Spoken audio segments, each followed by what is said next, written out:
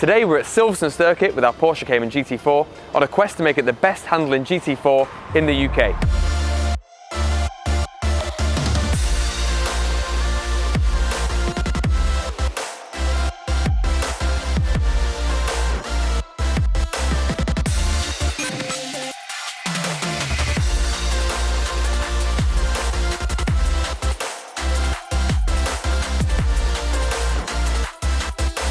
We've come a long way in the series so far with the GT4, installing upgrades that increase both camber, caster and generate a lot more grip in the chassis, and the car is now a lot faster than it was in its standard form. However, now we're at the stage where to go even further beyond these upgrades, we need to make some more advanced changes to the chassis.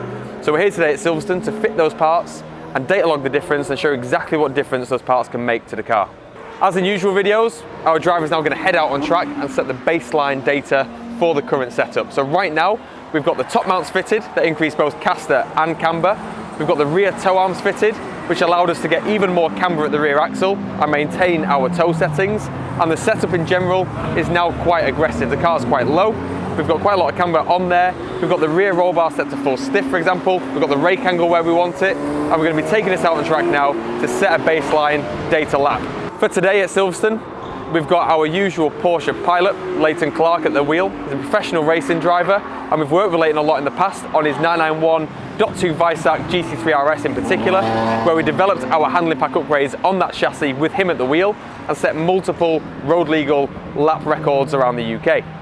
We've also worked with him more recently on his 992 GT3 RS, where we've again installed our upgrades and applied our settings to get that car really switched on and maximise its full potential. So it's only natural that we now use Leighton to jump into our Cayman GT4 and put our circuit handling pack to the full test around Silverstone circuit.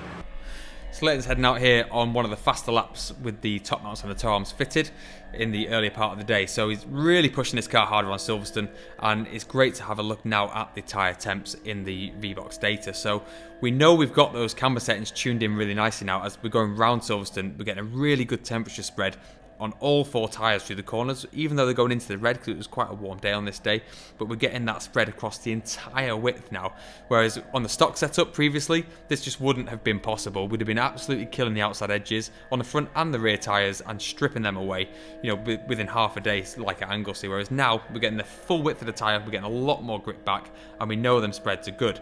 But what we do have is obviously the in-car view here. I'm watching Leighton how this car drives and how much effort he's required to get this car around the circuit. So through that corner there alone, you could see he had to do about 4 steering inputs as he went through that corner. And that's because now it looks like we've got a lot more body roll in the chassis. And that's due to having so much more grip available to us from the tyre compound because we're using the full width on all 4 tyres. We're now forcing the car to roll within the wheelbase. So we're actually pushing back from the tyres as opposed to before when the car was completely stock. The car would just push through the tyre and it would understeer and it would just lose the lateral G from the chassis.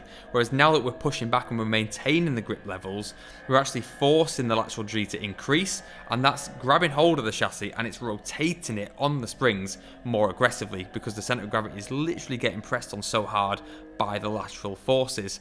So now we've got a really nice temp spread. We know we're using the tyre properly. We know we've got the camber dialed in, but it's interesting to now watch Leighton on that in-car footage on how much he has to work the steering through the corners. A few times you see him pitch into a corner, take a set, and then as the chassis physically rolls, you see him then correct the steering to grab hold of the chassis and turn it in again.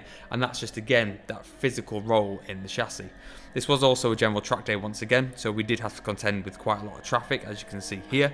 And because we were one of the faster cars out there on the day, as we had a really good platform below us to begin with, we were overtaking quite a lot of cars, so we had to work quite hard to get a good clean lap in. But overall, really happy with the tyre temps and distributions, but we can see that Leighton is working that car hard quite now inside, so it'll be interesting to get his feedback from that lap and see how he thinks that car handles and where we could go from there. So yeah, awesome. Back in, how was it? Fantastic. You know, as we said before, like I've spent quite a lot of time in these cars. Most of them are standard, and the one thing I've always said to people who buy these as standards, the first thing you should do is put a setup on the car. They're quite understeery from factory. You know, built to be safe for the roads, and obviously if you take them on the track, you want to dial that understeer out. So obviously you've put the top mounts on the toe arms and the setup, and that's pulled that understeer away, dialed a lot more neutrality into the car, so it's very, very centered. You can now feel the grip. It's no longer hidden away by the weight and by the understeer, so the grip is now back in the car. But what we can now feel is there's that weight there, so we need to obviously dial that out by probably stiffening the car up, which I know is one of the things we want to do later on today. So yeah, we fully expected that. So yeah, obviously we've got all the camber settings nice now, so we're working the tyre a lot better. So hopefully we'll see that in data how the tyre's actually working when we look at it in a second. For sure. And then now we've got that grip, you can actually see it. I was watching you come into this turn here, and you could literally see the car hitch, and then you were like reinitiating the steering, having to play with it. So we need that anchor down to the ground. Now we've got the grip, we're physically rolling the chassis inside that frame, so we need to stop that roll. Have a bit of movement, but not too much. Then we can get around that. The car feels fantastic, and you know, it's a stage one setup. It feels brilliant. But I'm really looking forward to what we're going to do later on with the car and where we're going to take it, because as we saw out there, like, you know, we're having no issues overtaking pretty much everything with the car as it is. So you know, things are only going to get better, and I'm really excited to see how it's going to be later on today. I'm guessing though, compared to the 992 3RS, this feels like a road car, right, at the minute? I mean, the last Porsche I sat in was the 992 3RS at the Nürburgring, which is obviously you know, pretty stiff and a pretty bumpy track, and you know, it feels like a mining car around there. So when I turned into Stowe for the first time and there was body roll, it was like, whoa, what's going on here? But it's such a fun platform, you know, being mid-engined and now having that grip in the middle of the car. It feels fantastic. It's a lot of fun. Awesome. A lot of fun. So yeah, we're going to get some springs on there to stiffen the chassis up, and then we're going to be installing a few other bits as well. So dialing out some of the bump steer, because we're going to go even lower than we are right now. We are going to develop the bump steer at that point, so we're going to shim that out before we even start, just so we don't encounter those issues. Makes sense. And then after that, we should be using that tyre better. We're going to increase camber for the stiffer spring, because we're going to be physically tipping the car up. Now we're not going to be rolling around. It's going to be stiff, so when you turn in, we're going to be pitching onto the tyre. So we need to increase that camber to match that to keep the grip up. Yeah, makes perfect sense. Again, we'll check the data over and make sure we're doing that with the most optimum settings on the tyre temp sensors. Yeah, it'd be really interesting to keep an eye on the tyre temps throughout the day and see how these changes are being displayed on that new VBOX infrared tyre sensor. Yeah, definitely. Really interesting. All right, cool. Well, let's get it in then. Let's get the bits fitted, and then let's do it. Be banging time for after lunch, and we'll get back out. Perfect. Epic. All right. Cheers. We're starting now on the suspension upgrades on the GT4. So based on Leighton's initial laps there with the top mounts and toe arms and his feedback, it's what we expected to hear, but it's nice to also hear it confirmed by a professional driver and also by the data like we saw on the VBOX data there with the temp sensors. We can see we need to do a little bit more work. So stage one is making the chassis stiffer, reducing that body roll. As he was saying there, he was pitching into the corner. You could feel the mass shift as the body rolled, then he'd correct and come back into the corner. So to solve that, we're going to be installing stiffer springs from our circuit handling pack. These springs are quite a lot stiffer than stock. They're about 40 to 50% stiffer than the OEM spring rate. We're going to be installing these at the front axle and these and the rear as well, and it's going to really help keep control of the body as it goes through the corner. So now we've got the grip from the camber and the tyre, the body's being twisted inside of that and the spring isn't enough to resist that roll. So we're going to increase its roll resistance with the stiffer springs. When we lower the car, we do introduce a couple of negatives which we can fix immediately with two more components that we're going to be fitting now as well. The first is our spring cup. This sits on top of the spring assembly with the OEM damper. So when you're lowering the OEM system, effectively when you lower the coilover on this car, internally you have the piston and the bottom of the damper. As we lower the car, the piston is coming down, down, down, down, down. That means that we've reduced the bump travel of the system, making it more likely at the lower ride height that we could bottom that damper out and we could be running on the bump stops. And that's not good for handling, it's not good for longevity, so we need to fix that. So our spring cups fix the damper ratio by introducing a new shape. And when this is all bolted up in the car, what it actually does is as we've lowered the car and the pistons come down, when we put our cup in, it raises that piston back up again, retaining that OEM bump to droop ratio. This means that we have full use of the damper, even at the lower ride height, and we prevent any issues from occurring from the damper bottoming out. So it's a really reliable way of adding these upgrades to the car, whilst not risking damage to the componentry that's remaining as OEM, such as the damper. The second issue that we see when we lower the Porsche chassis, and this is across the board on the Porsches, is bump steer. So they suffer from bump steer quite a lot when you lower them. So the main reason for that is if we take, this is the tie rod end for example, when we're lowering the car, effectively what we're seeing is the tie rod angle increasing like this at ride height. What this means is as the corner goes into bump through the corner, it goes up and it pulls inboard quite aggressively. And as it goes down, it pushes outboard quite aggressively. And this is bump steer. So in bump, it pulls the steering in. In droop, it pushes the steering out when we lower this nose to where we're about to lower it to. With the bump steer adjustable tie rod ends, we can use these shims here, which effectively allow us to move the distance of this rose joint up and down. So as we lower the car, we can shim this rose joint down to level it back out and keep the arc angles exactly where we want them. This means that we reduce the bump steer to an absolute minimum, giving a much more reliable and positive steering wheel. And as we turn into that corner, we don't feel the wheel resisting us and trying to change direction and cause understeer. Instead, we have a really planted front end that's really intuitive, and as we turn, the car turns with it, and we're not affected by bump steer, despite lowering that chassis. The reason we're lowering the chassis as well is not only because we're running the stiffer spring, but to reduce centre of gravity height. Centre of gravity is the central mass point of the car that all the force acts through, and it generates something called a roll moment. So the further away from the roll moment, the roll centres, that centre of gravity is, the more pivoting forces are applied about the car. If we can lower that car and get the centre of gravity closer to that point, the moment reduces and the leverage over the chassis is less, so that even just lowering the car can make it feel stiffer by reducing that roll moment. So we're going to be fitting the stiffer spring alongside lowering the car to make the whole car much firmer and reduce that body roll that Leighton was suffering from out on track. And then we're correcting those negatives with the extra components we're fitting on the front axle, and then we're going to get this all fitted up, all set back up with a more aggressive camber, because now we're lower and stiffer. We'll be using that tyre more, because now we're not wallowing inside the frame.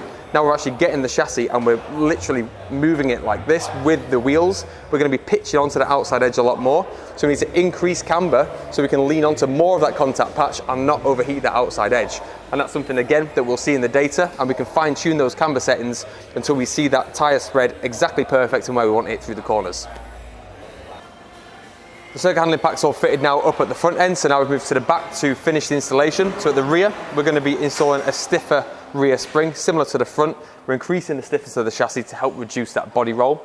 So we're going to get that in the rear to complement the front. So we've got still a really nice front to rear distribution and balance, but the whole car now is much stiffer. So we can carry that load through the corner and it can ride really nicely and transfer that mass properly onto the tyres rather than wallowing inside the spring set.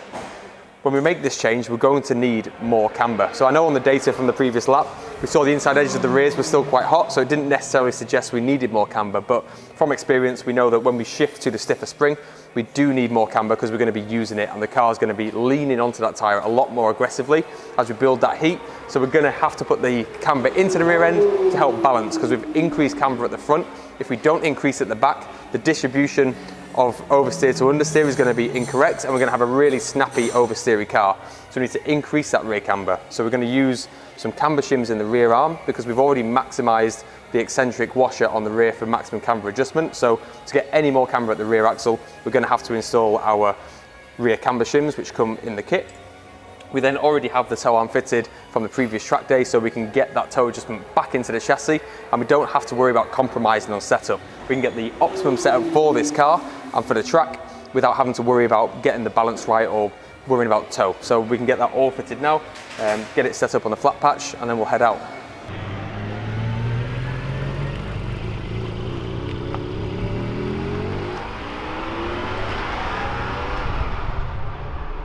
On the screen now we have the morning session versus the afternoon session. So the morning session was with the top mounts and toe arms fitted. The afternoon session we've now got the full circuit handling pack fitted on the right hand screen.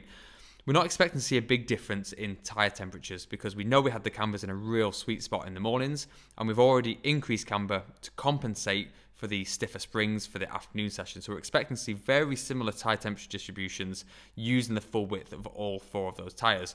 What we are going to focus on for this overlay is the driver view in the top right hand of each screen there to see how the circuit handling pack has affected the driver inputs and how the chassis is now going around the circuit. So we're going to press play now and we're going to watch how much better the car goes around the Silverstone circuit with the circuit handling pack fitted.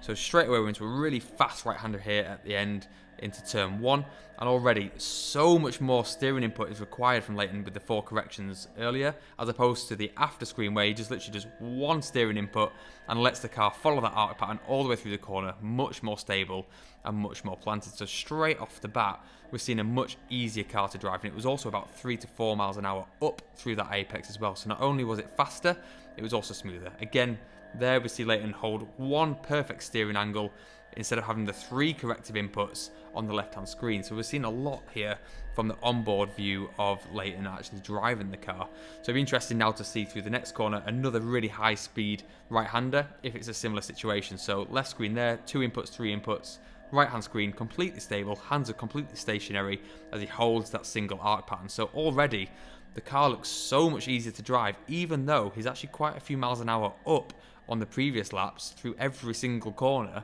He's just got a much more stable flat chassis below him. Again, we're going now onto another long fast straight, so it'll be interesting to see at the end how that turns into driver input as he does a really tight right again. So on the previous ones there, we've seen him just do a single arc correction. He's got a little bit of traffic there as well, which isn't helping, but again, turning in, and again, multiple inputs on the steering wheel as opposed to the 1 smooth arc pattern. This was a track day again, so we did have a lot of traffic to contend with. These were the cleanest laps we could put together for the data to get as close an overlay as possible. But we do always have to contend with the cars, especially when we're moving as fast as we were out there. A lot of the cars we were gaining on, even some of the cars that should have been a lot faster, we were really gaining on them, and Leighton was pushing hard in our GT4 and really putting it through its paces. So now we're going down the straight again. Again, looking at those tyre temps, we've been really happy through the whole lap on both sets of data. We know we've got those cambers in a real sweet spot now, using the entire width of that tyre through the corners. We're not overheating the outside edge anymore. We're getting the full distribution from outside to inside on all 4 tyres. We're loading the tyre really cleanly through the corner now as well. So we're really happy with the cambers. And again, through there, Leighton just having 1 hand on the wheel there, just shifting gear. No issues with bump steer, no issues with chassis roll, not having to correct multiple times like he was on the before screen. So really, really happy with the output there on having much less chassis roll. And again, he was just so much cleaner on those inputs. And every time he was going into the fast right-handers, might be cool to overlay just a couple of those 2 fast right-handers now, just in isolation, because the amount of steering inputs you can see there from him putting in on the left-hand screen versus the right, where it's just 1 single stable hold, and that happens in 3 cases after those big long straights. So but those first 2 are so obvious with the multiple corrections before, as the chassis is rolling, wallowing, and is correcting every time that chassis pitches. He's correcting the car and steering in again to correct for that. Whereas when we've got the stiffer springs on there, there's just a single transition. He turns the steering wheel, the mass is transisted over to the outside tyres, the chassis is not rolling excessively, it pitches over quickly, and he gets the car and we're onto the tyre, we've got all the grip, and he gets round in a really nice single clean arc. So we're all finished up. We're really happy with how the day has gone. We're really happy with the driver feedback and also what the data has shown us, that the circuit handling pack has massively improved our GT4 around Silverstone, not only in terms of balance, but also in terms of how the tyre is physically working out there, and with maximising that grip potential. So we have a few more upgrades still to come for this car, but less major than what we've done to date. So we're at a really nice point in setup now. We're going to look at refining the chassis a little bit further in the next episode.